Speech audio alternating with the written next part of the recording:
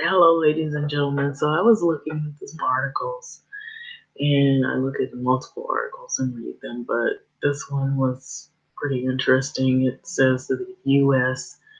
News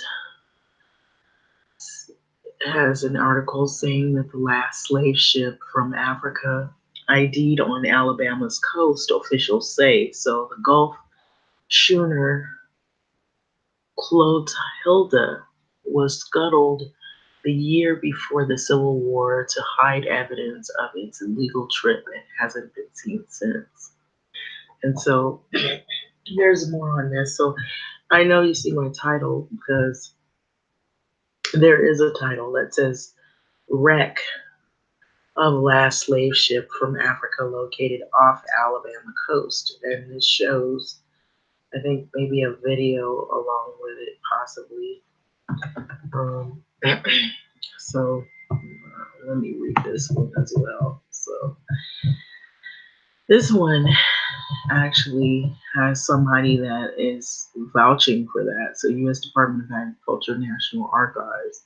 So, a survivor of the last American slave ship is ID'd, and Dr. Hannon Durkin of the UK's University of Newcastle has determined the identity of the last survivor of that last American slave ship is Radoshi.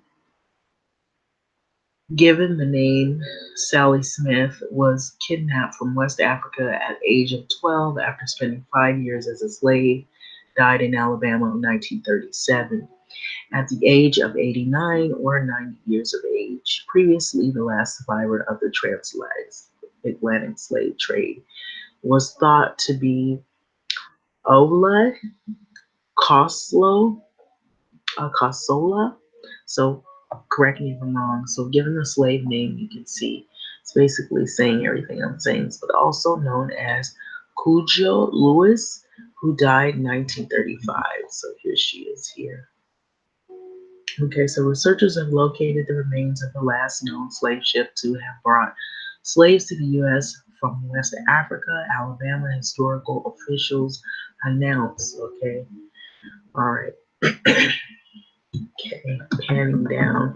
So the Alabama Historical Commission confirmed that the Gulf schooner Clotilda was identified and verified after months of assessment. And so, for nearly about 160 years, the waters around Mobile have concealed the final destination of the Gulf schooner Clotilda, the commission said in a statement. So, the discovery of the Clotilda is an extraordinary archaeological find, said Lisa Demetropoulos Jones, executive director of the commission. So the voyage represented one of the darkest eras of modern history and its profound discovery of tangible evidence of slavery. So 1860, Clotilda illegally transported 110 men and women and children to a Mobile from what is now the African country of Benin. The ship was then taken to the Delta waters north of the port of and burned. And so here she is, named as Aunt Sally Smith. Appeared briefly in 1930s public information film entitled The Negro Farmer that was produced by the U.S. Department of Agriculture, U.S. Department of Agriculture National Archives.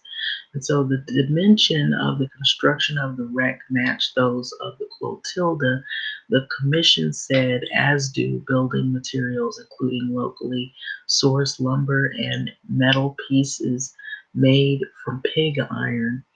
There are also signs of fire as well. So we are cautious about placing names on shipwrecks that no longer bear a name or something like a bell with the ship's name on it. So maritime archaeologists are archaeologist James Delgado said in a statement. So, but the physical and forensic evidence powerfully suggests that this is the in fact last wreckage called the Clotilda. According to the National Geographic, the smuggling venture originated with a wager by the wealthy Mobile landowner and shipbuilder Tim Meeher. he bet a group of northern businessmen that he could bring slaves to Alabama. So importing slaves into U.S. had been illegal since 1808, and federal anti-piracy laws had been changed in 1820 so to make participating in trade punishable by death. However, the ban did not deter smugglers who traveled the Atlantic with wooden ships full of people in chains, so southern plantation owners needed workers for their cotton fields. And here is pictured the chimney in African town, Mobile, Alabama, the last remaining original structure from the days when the survivors of the Clotilda inhabited the area. And so that's sort of a historical piece right there. So according to the online Encyclopedia of Alabama, approximately 25 of the Africans who were taken on board of the Clotilda were sold to slave traders. 60 others were divvied up between Meher and two of his relatives, while between 5 and 8 were given to the ship's captain, William Foster, as a payment for the voyage. And so the captives were freed from slavery following the Civil War, and about 30 of them used the money to earn working in the fields, homes, vessels, to purchase land from the Meher family settled in the community still known to this day as Africa Town. And so the residents of Africa Town have carried a memory of their ancestors who were forcefully and violently migrated from Africa to the shores of Alabama, and the commission said. So since then, the final chapter of the Clotilda story has been shrouded in a mystery. So the commission is expected to release the full report of the investigation into the Clotilda next week at a community celebration in Africa Town. So this is how Associated Press contributed to this report.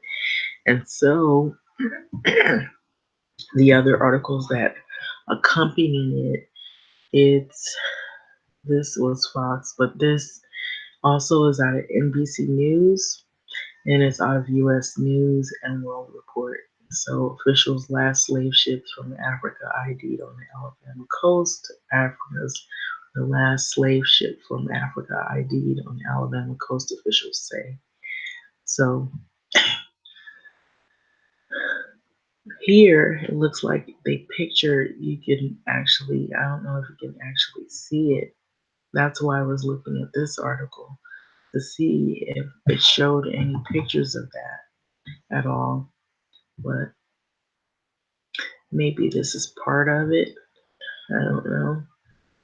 I know that's not it. I think that's the people looking, but maybe this was part of it. So I don't know. Maybe there's more pictures. I was curious as to what are their findings, and so it's basically stating the same thing that I was stating in the other article. So hopefully they'll get some of those pieces and they will save them and they will add them to maybe a museum. And there's several good museums that they could be a part of.